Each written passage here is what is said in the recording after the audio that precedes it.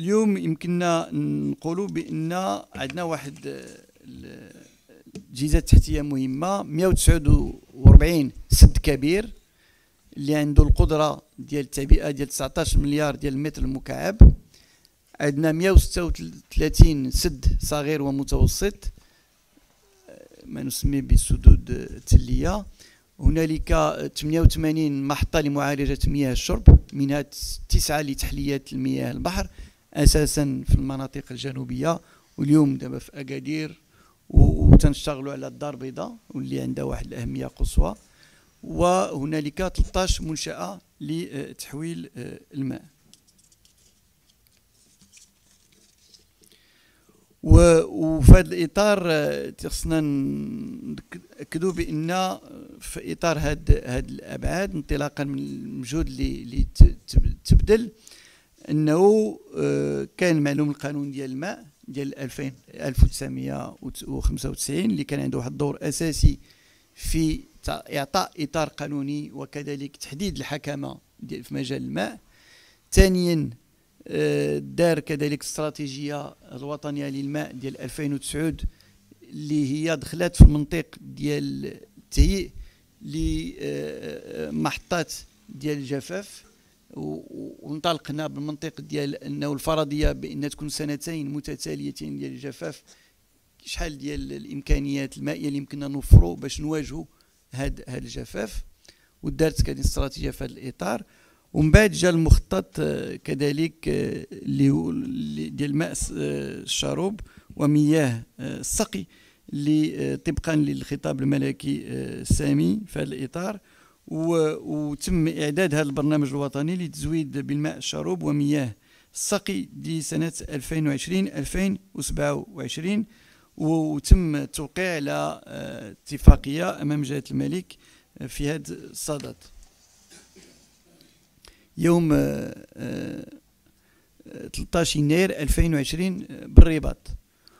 وهذا بالطبع الوزاره يمكن لها الا تطبق هذا البرنامج اللي هو عنده واحد اهميه قصوى، واللي ترتكز على 5 ركائز: تنميه العرض المائي، تدبير الطلب وتثمير الماء، تقويه التزود بالماء الصالح للشرب بالوسط القروي، اعاده استعمال المياه العادمه، والتواصل والتحسيس. وبالتالي إذن في هذا الإطار الهدف اللي هو مهم وهو أن يكون هنالك خدمة المواطنات والمواطنين وتقديم وضمان الأمن المائي بالنسبة للوطن، والعمل كذلك على توسيع وصقر نوصلوا للسقي ديال اكثر من 2 مليون ديال الهكتار، هذا من بين الاهداف المسطره، وحمايه السور والمدن من الفيضانات، والمساهمه في انتاج الطاقه الكهربائيه، زياده على بالطبع توفير الحاجيات لكل القطاعات المعنيه بحال السياحه بحال الصناعه من الماء. اذن هذه الابعاد كلها فهي حاضره في هذا الاطار. إذن بلادنا شهدت خلال الفترة ممتدة ما بين فاتح شتنبر 2020 إلى غاية 21 غشت 2021 تساقطات مطرية متوسطة تراوحت في معدل ما بين 110 ملم بحوض زيز و 515 ملم بحوض اللوكوس، وهنا التباين اللي كاين. وبالتالي ملي تنجيو نقولوا بان وصحيح ان السنه الفلاحيه كانت استثنائيه من حيث المحصول الزراعي، خصنا نعرفوا بان كاين بعض المناطق اللي ما طاحش فيها الماء وكان عانت من الجفاف بحال بوعرفه الى اخره اللي هي عانت الشرقيه المناطق الشرقيه. وهذا اللي تيبين بان ضروري في المغرب ما نبقاو بالمنطق ديال المتوسط. خصنا نعرفوا كذلك التباين اللي كاين في بلادنا، لان كاين واحد تباين كبير في الارقام وفي الواقع الملموس ديال المواطنات والمواطنين. وكان كذلك عجز على مستوى مختلف الاحواض المائيه، لا سيما في احواض الملويه وتنسيفت وام ربيع وكيرزيز زغاريس وسوس ماسه. هنا سمحتوا.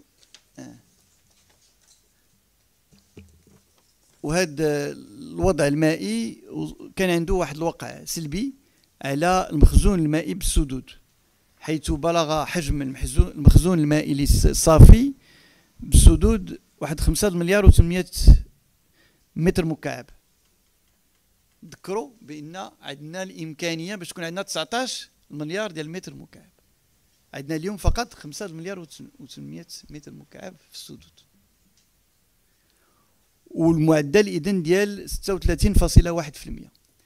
السنه الماضيه اللي كانت سنه جافه مقارنه مع هذه السنه وكانت المحصول الزراعي قليل جدا، فكانت 36.5% في نص التوقيت. هنا باش تيبين بان الواحد نشوفوا كاين واحد الفرق شاسع ما بين الجفاف الفلاحي والجفاف الهيدرولوجي. ان الجفاف الفلاحي مرتبط بالتساقطات المطريه والوقت ديال التساقطات المطريه، واش جات في الوقت المناسب، واش جات في مارس، ما جاتش في مارس الى اخره. اما الجفاف الهيدرولوجي مرتبط بمستوى التساقطات المطريه وشحال تيبقى في السدود، هذا هو الاساس. وملي تنشوفوا الارقام تيبان بان هاد النسب فهي مختلفه. اقل نسبه عندنا في ام ربيع ب 11.82% فقط ديال ملء السدود، واكبر نسبه عندنا في السبو 57.6%. عندكم الارقام. عندنا مثلا الزيز 15.8%، عندنا الملويه 15.5%، عندنا درعا ودنون 26.5%، سوس ماسا 21.39%، واللوكوس 54%. اذا هذا باش نبين لكم بان ما يمكنش نبقاو بمنطق ديال المتوسط والمنطق الوطني، خصنا نشتغلوا حسب الاحواض المائيه. بالتالي هذه السياسه الاحواض المائيه هي اساسيه، خصنا نزيدوا نطوروها، ومعلوم والبعد الجوي يكون حاضر بقوه في العمل ديالنا مستقبلا. وبالنسبه للمنجزات نذكروا بان في مجال الماء فكانت العديد من الاتفاقيات الخاصه بقطاع الماء اللي هي موقعه امام انظار صاحب الجلاله محمد السادس نصره الله، وكانت العديد من هذه الاتفاقيات، والحمد لله الوزاره فهي وفات بجميع الالتزامات داخل الاجال المحدده، حيث تمت تعبئه 3 مليار ونصف ديال الدرهم من اجل انجاز جميع المشاريع المبرمجه في اطار هذه الاتفاقيات. وهو الجدول تعطيكم الاتفاقيات اللي كاينه. عندنا اتفاقيات شراكه تتعلق بمشروع تهيئه سالواد مارتيل باقليم تطوان. هنالك اتفاقيه حول برنامج تنميه المجاليه لاقليم الحسيمه. هنالك كذلك برامج خاصه بالتاهيل الحضري لمدينه القنيطره. هنالك اتفاقيه مرتبطه بالتاهيل الحضري لمدينه سوق الاربعه الغرب. هنالك كذلك شراكه لتمويل وانجاز برامج التنميه المندمجه لجهه قلميم ودنون. هنالك اتفاقيه شراكه عقد برنامج لتمويل البرامج التنميه المندمجه لجهه العيون الساقيه الحمراء. وهنالك كذلك برنامج لتنميه وتطوير مدينه مراكش الحاضره المتجدده. اذن هنالك العديد من البرامج التي تم القيام بها في هذا الاطار. ومعلوم من بين الامور الاساسيه اللي الوزاره تعطيها واحد قيمه كبيره وهو انجاز السدود الكبرى. وبهذا الاطار تم الانتهاء من اشغال بناء 4 سدود كبرى بكلفه اجماليه ب 3 مليار و580 مليون درهم. هي سد قدوسه باقليم الراشديه بطاقه تخزينيه ديال 220 مليون متر مكعب، واللي غيمكن تزويد الساكنه بالماء الصالح للشرب وتنميه الري بدوائر السقويه وحمايه المناطق المتواجده بسافله سد من الفيضانات. هنالك سد سيدي عبد الله باقليم تارودانت بسعه 10.4 مليون متر مكعب، واللي غيمكن من الساكنه بالماء الصالح للشرب والسقي وتطعيم الفرشه المائيه والحمايه من الفيضانات. هنالك سد خروب باقليم العرائش اللي عنده واحد السعه ديال 185 مليون متر مكعب، واللي غيدعم تزويد طنجة وأصيلة بالماء الصالح للشرب والحماية من الفيضانات. وهنالك 6 تدغى بإقليم تنغير ديال 33 مليون متر مكعب اللي غيمكن المدينة ديال تنغير والمراكز المجاورة بالماء الصالح للشرب وسقي الأراضي الفلاحية بسافلة السد وحماية المناطق من الفيضانات. وكذلك وهذا شيء مهم اللي تم إدراجه وهو الحفاظ على الموقع السياحي مضايق تدغى. كما تمت خلال السنة الحالية مواصلة إنجاز أشغال 15 سد كبير بكلفة إجمالية ديال 21 مليار ديال الدرهم وبسعة تخزينية تصل إلى 4 مليار و213 مليون ديال المتر المكعب. وتلقات طلبات عروض لإنجاز أشغال 5 سدود كبرى بكلفة مالية ديال 7 مليار ديال الدرهم. هي تالية سد إنفوت بإقليم سطات، سد على واد الخضر بإقليم أزيلال، سد تغزيرت بإقليم بني ملال، سد خنق كرو بإقليم فيقيق، وسد تامري بإقليم أكادير إدوتانان بسعة ديال 204 مليون متر مكعب.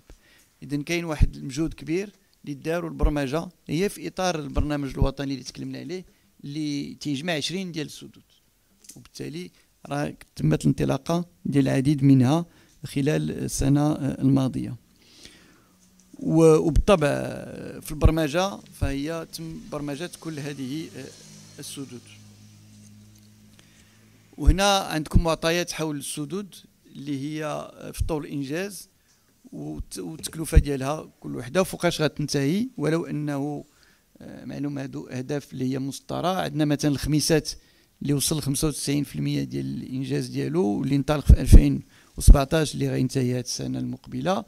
زاكورا اللي كذلك الحجم ديال الحقن ديالو هو 247 اللي هو عنده أهمية قصوى واللي غينتهي إن شاء الله السنة المقبلة. العيون اللي هو الهدف أننا ولو أنه في 49% ولكن تنحاولوا نسرعوا باش ينتهي في آخر السنة المقبلة أو أوائل السنة اللي من بعد. صفرو، قلميم، الحسيمة، قرسيف، تاونات، شيشاوة، دريوش، تارودان، توريرت، الحوز وسيدي قاسم وهذا وتاونات كذلك. إذن كاين واحد المجهود كبير اللي دار في هذا الإطار والبرمجة اللي تتوصل إلى غاية 2029 وهذا اللي عاد غينطلق بالنسبة لتاونات. الكلفة الإجمالية ديال هذه المشاريع 21 مليار ونص ديال الدرهم.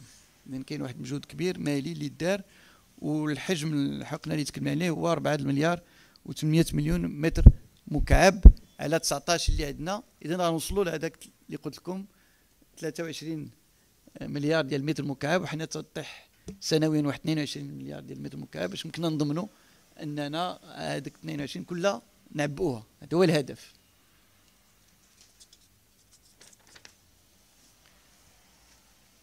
وهنا عندكم بالطبع المشاريع الكبرى اللي هي في طور الإنجاز في هذا الإطار، وهذه الخريطة الموقع الجغرافي ديال هذه السدود راه تتبان لكم عشان تتبان راه عندكم في صفحة 30 باش لينا عن بعد تيصعب الواحد واخا عندنا نضادر.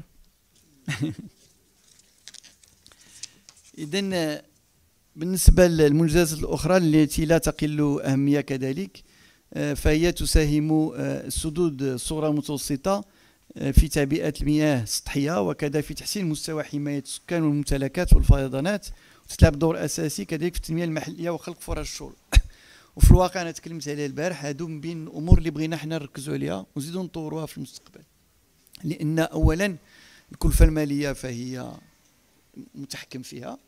ثانيا الوقت ديالها راه مهم جدا، لأن ملي تنديروا السد في الواقع راه كاين ما هو مرتبط بالماء، ولكن كذلك أن تتشد على التربة، وبالتالي تيكون واحد الدور مهم. تدير السقي، تيمكن تطعم كذلك الفرشة المائية، تيمكن تعطي الماشية ما تشرب، تعطي بزاف الأمور وتتجل حتى الفيضانات، تتحمي من الفيضانات. إذن هاد السدود التلية عندها واحد الوقع اقتصادي واجتماعي مهم، وكذلك يمكن نديروها بشراكه، وبالتالي تتسهل حتى المأموريه بالنسبه للوزاره لان تنطلق من الحاجيات الجويه والمحليه ديال المواطنين. يمكن نجمعوا 4 ديال الجماعات ودير سد اللي بسرعه، وهذا بسرعه تماما، لان السدود اخرى تتطلب دابا عمليا متوسط هو 7 سنوات.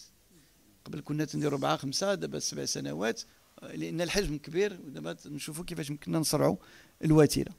وفي هذا الاطار بالنسبه لسنه 2021 وقع انجاز اشغال 3 سدود صغرى: سد اقليم السماره، سدين باقليم قلميم بكلفه ديال 78 مليون ديال الدرهم. هنالك مواصله انجاز 9 سدود صغرى بسعه تخزينيه ديال 21 مليون متر مكعب بكلفه اجماليه تقدر 230 مليون ديال الدرهم. هنالك اطلاق اشغال لانجاز 3 سدود صغرى بسعه تخزينيه ديال 3 مليون و600 مليون متر مكعب بتكلفه ديال 71 مليون ديال الدرهم. وطلبت عروض متعلقه ب3 سدود بسعه تخزينيه بقدر 19.4 مليون متر مكعب بكلفه تقديريه 440 مليون ديال الدرهم.